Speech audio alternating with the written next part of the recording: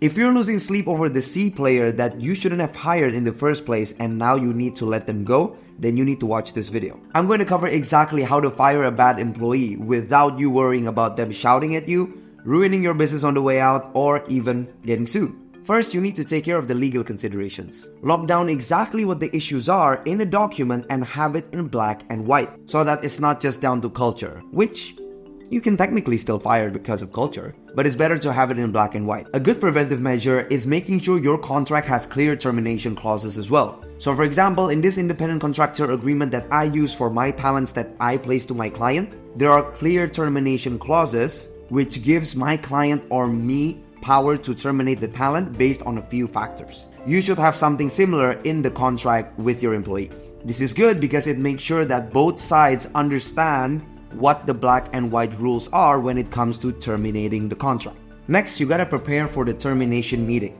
Tip number 1, do it on a Friday. You should do it at the end of the week so that they have the whole weekend to process your decision. Tip number 2, make sure you revoke them before or during the meeting so that if they get mad or disgruntled at you, they won't sabotage your stuff. Tip number 3, make sure that everyone that needs to be there is actually there. For example, their direct manager and you, right? The person that can actually evaluate their performance, make sure they're there so that they know this comes not only from you as the top of the company or the CEO of the company, but also the person that they directly report to every day. And tip number 4 is to record it. Recording the meeting just gives you a factual footage of what happened during the meeting, what was said, and what transpired. In this case, if there was ever a legal case that the employee brings towards your company, you have a full record of what actually happened instead of a hearsay situation. Plus, it also provides accuracy, transparency, documented the employee's actual behavior when the firing happened, and it gives clarity for the next steps. Now comes the actual meeting. Tip number 1, go straight into it and don't have it near the end.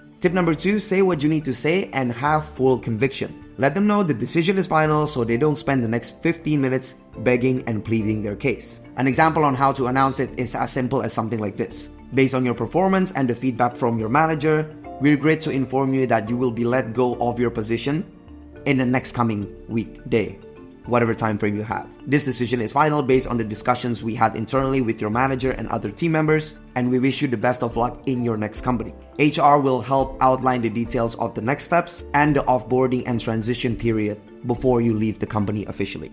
So something as simple as that, really straightforward, neutral words, nothing too fancy, nothing too crazy, don't need to give a lot of excuses unless asked for, just get straight to the point. And after that, give them time to speak and to share their thoughts. And of course, even if they've pleaded or reasoned with you, don't give them their job back. Because if you go wishy-washy on your decisions, then you won't be respected as a decision maker. Next tip is make sure to clear up any open loops or things they're still responsible for, including the transition period for a new employee, or to hand their current responsibilities to another team member. And then lastly, of course, end the call. You don't need to drag this out. Be concise, be clear, be full of conviction, and be firm with your decision. Next is announcing it to the rest of the team that you've let this B player or C player go. They may have told the team already during the weekend, but you need to announce it officially on Monday morning, especially to the team they were involved in. Let the team know why you let this B or C player go and use this as an opportunity to reset the standard within that team. This can also serve as an example that if an employee falls below a certain quality that you want, they're gonna get axed. The nice thing about this is your A players will greatly appreciate it, and this will actually motivate them. Now, firing anyone is not an enjoyable process. I certainly don't like doing it.